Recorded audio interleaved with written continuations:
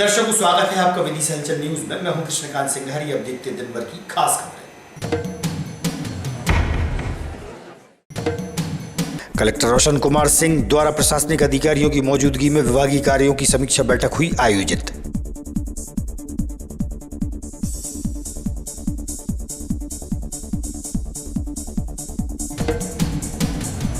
नगर पालिका परिषद की साधारण सभा का हुआ आयोजन।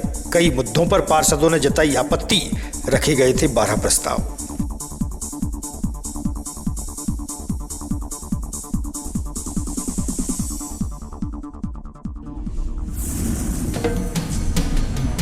और वार्ड क्रमांक 30 के भाजपा पार्षद ने 24 घंटे बाद लिखित आवेदन देकर अपना इस्तीफा लिया वापस। नगर मंडल अध्यक्ष थे साथ।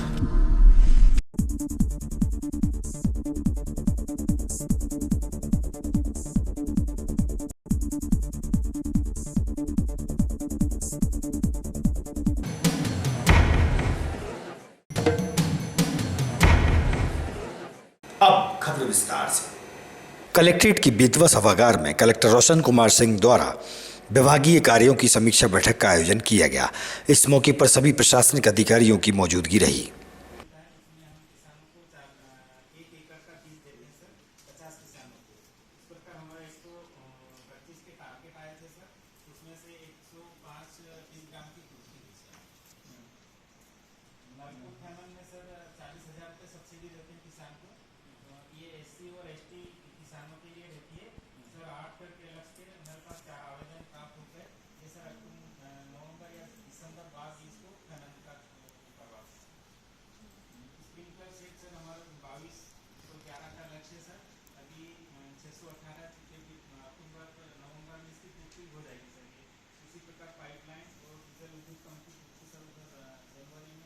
आपके पास मार्च तक का समय है इसमें? यस सर, मार्च तक का था। तो इन सभी योजनाओं की आप ब्लॉक। वार्ड नंबर 30 के पार्षद चंद्रपाल दांगी ने कलेक्ट्रेट पहुंचकर अपना इस्तीफा वापस ले लिया है। ज्ञात हो कि पार्षद चंद्रपाल दांगी ने लिखित रूप से अपना इस्तीफा संयुक्त कलेक्टर को सौंपा था। 24 घंटे बाद भाजपा के मंडल अध्यक्ष सुरेंद्र सिंह चौहान के साथ कलेक्ट्रेट पहुंचे और लिखित आवेदन देकर अपना इस्तीफा वापस लिया।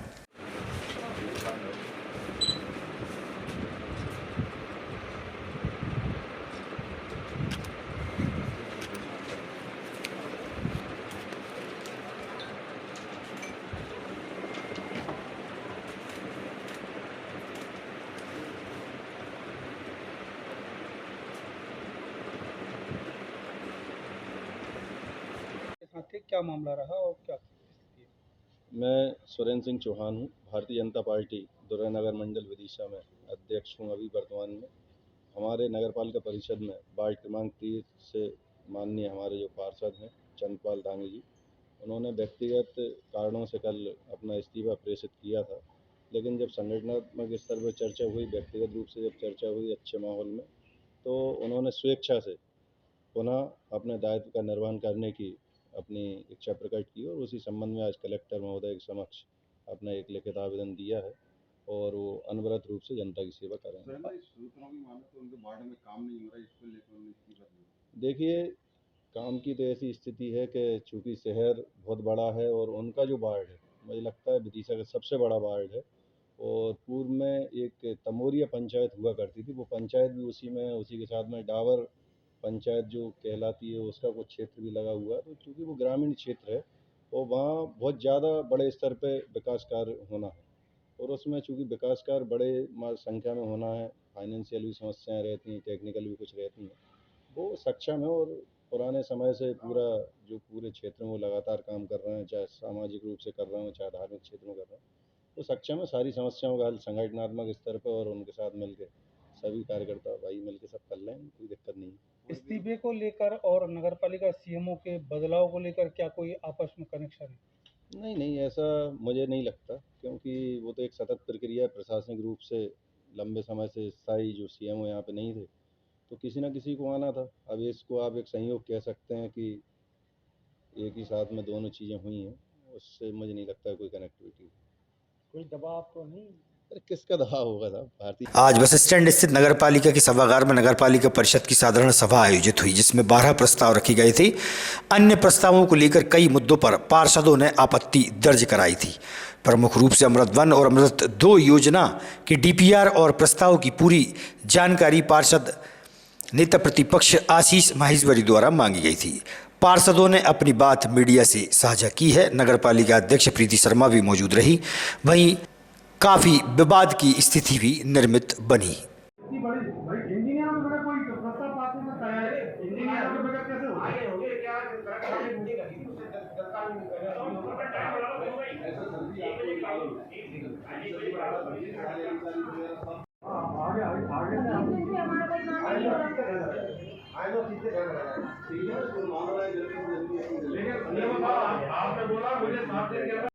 आप उनसे वो किसको चार्ज लेकर जा रहा है, जो आप चार्ज तो हमने दे दिया है, आपका शायद निगम के बाद ही दे दिया। ठीक है सर, चलिए ठीक है, मैं आपको बता दूं 102 को देख रहे ट्रेजेडी हो जाती है। अगर कोई इंजीनियर छुट्टी पे जाता है तो उसको चार्ज देके जाए। आप राइटिंग में एक लेटर रिव्यू करा दें। भाई ये सारी जानकारी सारी काम जाते हैं। सब हमको जवाब देना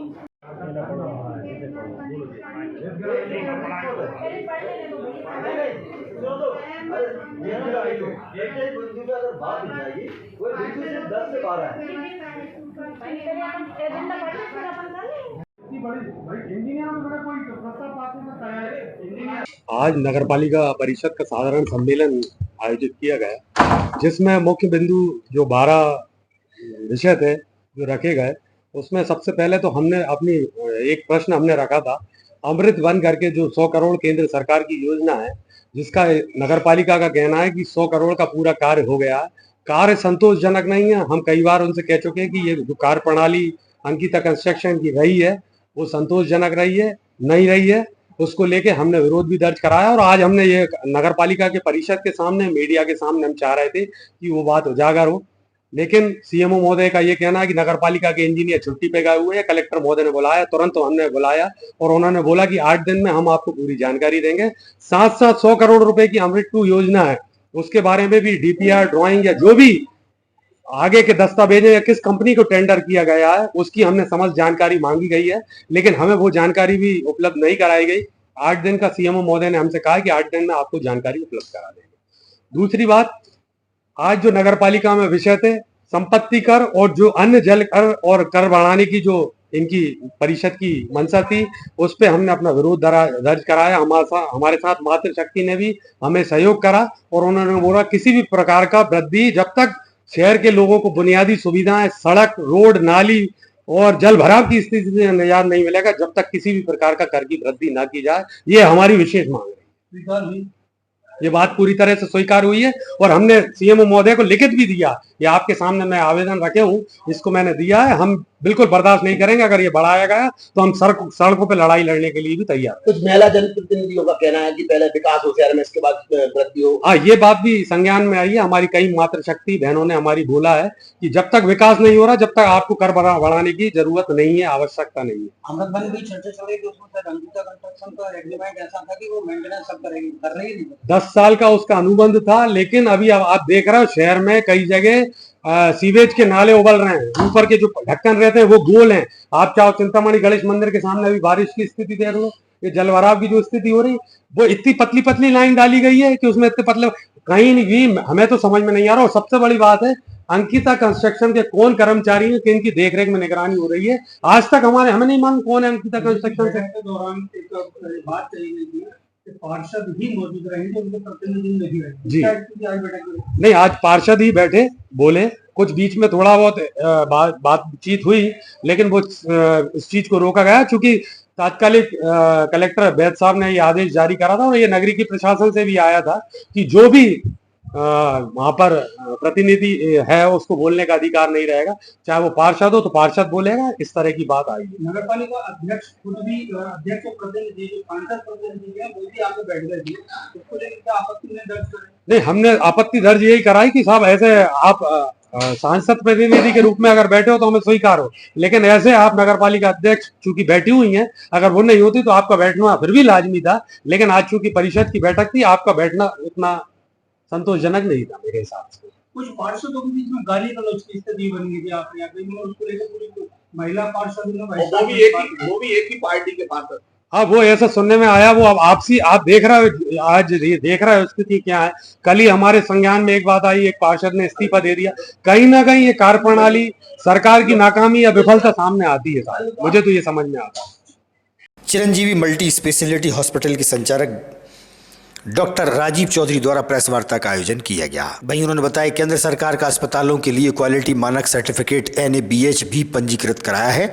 हमारी पूरी बिल्डिंग एवं अस्पताल के कमरे, लिफ्ट, दरवाजे, operation theatre, labour room, ICU आदि सभी कुछ NABH मापदंडों के तहत निर्माण हुआ है एवं सभी प्रकार के आधुनिक उपकरण उत्तम क्वालिटी के उपयोग में लिए हैं। चिरंजीवी हॉस्पिटल को महानगरीय स्तर का मल्टी स्पेशलिटी हॉस्पिटल बनाया गया है, जहां मरीजों का उचित उपचार किया जाता है। मरीजों को भोपाल ले जाने की जरूरत नहीं। तो कितना खर्च कर चुके हो, कितना बचा है, और हमने मान लो उसमें केस आपके सपोज करो आपके हिसाब से 2.5 लाख बचे हैं उसमें, उस 2.5 लाख में से हमने मान लो 1,10,000 का अप्रूवल डाला, तो वहाँ से आ जाएगा। जिससे कि सर आयुष्मान कार्ड चल रहा है उसको आयुष्मान हमने ना लिया है और ना हम आयुष्मान की किसी को सलाह देते। कैंसर की बीमारी का इलाज होगा है, कैंसर की बीमारी का इलाज यहाँ पे होगा नहीं कैंसर का स्पेशलाइजेशन अपने विदिशा में कहीं भी नहीं है। नहीं है वो, नहीं अभी नहीं है कैंसर का, लेकिन कैंसर के जो कंसल्टेंट हैं वो अपने टच में है। अगर वो वहाँ से कोई ट्रीटमेंट लिख के दे देते हैं, जैसे कीमो देना है या कुछ देना है, अगर कंसल्टेंट आपका, जैसे सपोज करो आप किसी डॉक्टर का भोपाल में इलाज करा रहे हैं और आपको कीमो एडवाइस की है, तो वो अगर कीमो यहाँ के लिए लिख देंगे तो हम कीमो दे देंगे। बस वो डॉक्टर को हमारे ऊपर कॉन्फिडेंस होना चाहिए और पेशेंट को होना चाहिए, क्योंकि उसमें कुछ अलग से नहीं करते हैं ट्रीटमेंट में, वो तो वैसे ट्रीटमेंट है जैसे हम लोग कर रहे हैं, लेकिन उसको इतना हवा बना रखा है। वो हवा इसलिए बना रखा है कि आप जानबूझ के वहीं आओ, नहीं तो उनका सेटअप डालने का क्या मतलब रहेगा। आयुष्मान कार्ड प्राइवेट अस्पतालों में धांधली चल रही है।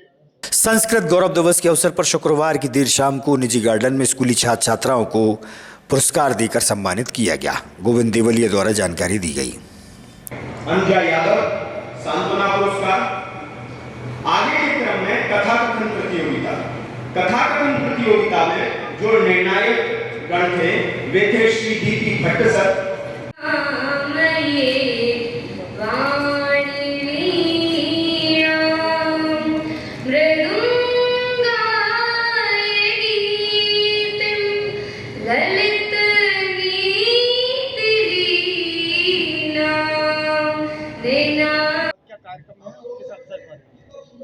आज संस्कृत गौरव दिवस का 2 दिवसीय आयोजन है, उसकी आज प्रारंभ यहाँ पर हुआ है।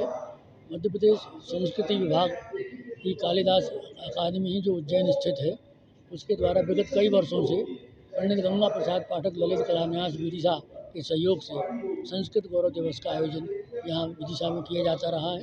उसी तारतम्य में इस वर्ष ये आयोजन किया गया है। आज अभी उद्घाटन सत्र था जो अभी हमारे संस्कृत विद्वानों की उपस्थिति में संपन्न हुआ। श्री राकेश शर्मा जी नगर पालिका में सांसद प्रतिनिधि हैं, वो हमारे मुख्य अतिथि थे। कलेक्टर महोदय और विधायक जी दौरे पर थे इसलिए नहीं आ पाए, और अन्य संस्कृत के विद्वान थे। आज हमने श्री राम जी लोकरे शास्त्री जी का यहाँ अभिनंदन किया और विद्यालयों में जो प्रतियोगिताएँ संस्कृत की आयोजित विगत सप्ताह हुई थी उनके बच्चों को पुरस्कृत किया। कल भी कार्यक्रम है, अभी शाम को सांस्कृतिक कार्यक्रम है, इसमें कथक नृत्य है और लोक गायन है। सभी दर्शकों से अनुरोध है कि वो आज शाम को 6 बजे से 8 बजे तक का जो सांस्कृतिक कार्यक्रम है उसमें सम्मिलित हों। और कल 10:30 बजे से देश भर के संस्कृत विद्वान और विदिशा के संस्कृत विद्वान इन सब का शोध पत्रों का यहाँ वाचन होगा।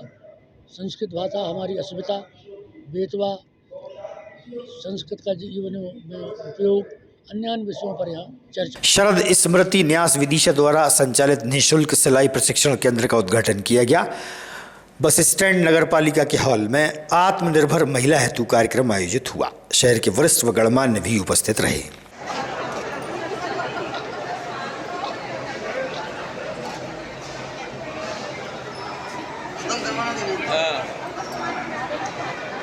कहना चाहोगे?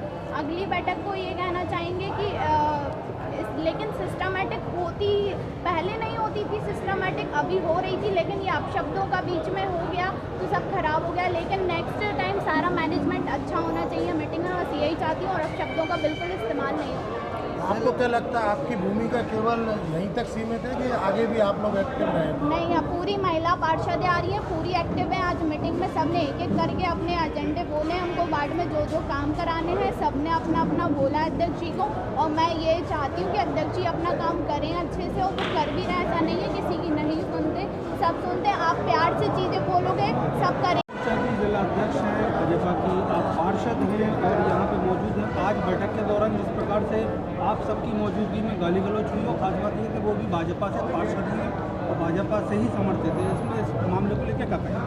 मैं यही कहना चाहूँगी कि महिला पार्षद हैं, सभी महिला पार्षद बैठी थी, और विदिशा नगर परिषद में 27 महिला पार्षद हैं, और सारी आज बैठक में उपस्थित थी, और बैठक व्यवस्थित चल रही थी, और बैठक की मर्यादा भंग की गई है। कुछ हमारे पार्षद भाई हैं, कुछ पार्षद पति भी हैं, उन्होंने अपशब्द बोले आपस में, गाली गलौज की, जो महिलाओं के सामने ये उचित नहीं था। ये एक बहुत ही निंदनीय घटना है, और मैं यही कहना चाहूँगी कि महिलाओं के सामने अब शब्द नहीं बोलने चाहिए। आप भाजपा से बिलोंग करती हैं, जो पार्षद जिनके बीच में विवाद की स्थिति बनी, गाली गलौज हुई, वो भी भाजपा से समर्थित हैं। क्या पार्टी गाइडलाइन में आप इस बात को रखेंगे? नहीं, ये गलत है। पार्टी गाइडलाइन भी गलत के लिए सहयोग नहीं करेगी। भाजपा पार्षद भी मेरे भाई हैं, लेकिन ये गाली गलौज का महिलाओं के सामने अपशब्द बोलना ये बहुत ही निंदनीय है। आज सुबह रामघाट के आगे हेमा मालिनी डैम स्टॉप में डेड बॉडी मिलने से सनसनी फैल गई। कंट्रोल रूम द्वारा होमगार्ड को सूचना दी गई। इसके पश्चात सुबह एसडीआरएफ और होमगार्ड की टीम वहां पहुंची, जहां उन्होंने लगभग 1.5 घंटे की मशक्कत के बाद डेड बॉडी का रेस्क्यू कर बाहर निकाला गया। प्लाटून कमांडर रश्मि दुबे ने बताया, करीब 6 से 7 दिन पुरानी बॉडी लग रही है, जिसे कोतवाली पुलिस के हैंडओवर कर दिया गया है। व्यक्ति की उम्र लगभग 45 से 50 के बीच बताई गई है। मृतक की पहचान अभी तक नहीं हो सकी है। ये रामघाट के आगे जो अपनी डैम बना है, उस स्टॉप डैम पे आज एक डेड बॉडी फंसी होने की सूचना हमें कंट्रोल रूम के माध्यम से मिली थी, जिस पर हमारी एसडीआरएफ और होमगार्ड की टीम वहाँ पे गई, और लगभग 1.5 घंटे की मशक्क़त के बाद उसको निकाला गया। कितनी क्या उम्र लग रही है? उम्र तकरीबन उसकी पहली दृष्टता में जो देखने को आ रहा है, वो 45 से 50 साल की उम्र महसूस प्रतीत हो रही है। कितनी पुरानी है और कहाँ रखा है? देखने से ऐसा लग रहा है कि वो लगभग 6 से 7 दिन पुरानी है, और अभी उसको कोतवाली थाने के अंतर्गत हैंडओवर किया गया। साधारण सभा के दौरान देखा गया कि 2 पार्षदों के बीच विवाद की स्थिति बनी, जहां तीखी बहस का नजारा देखा गया। देखिए आप।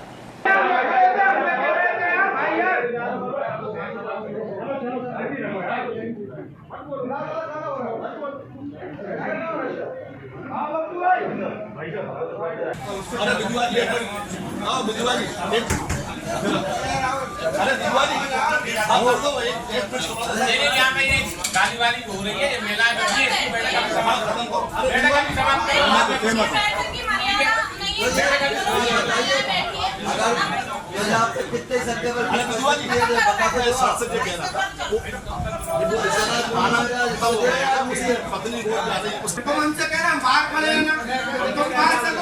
तुम परिसर में बैठे हो, आप निर्णय लो, आप बात करो, क्यों कर रहे हो? ये मीडिया भी खड़ी है, किसी ने कोई बात करी है, हम बाहर खड़े हैं, आप बोल रहे हो, आगे नहीं, मैंने आगे बोला आगे नहीं बता रहा हूँ, अरे यार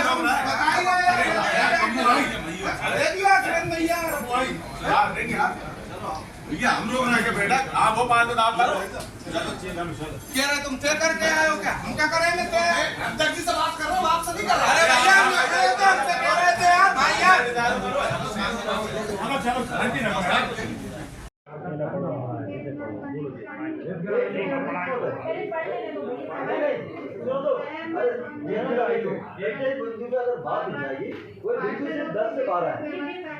महीने में 4 बार आ रही है, उसमें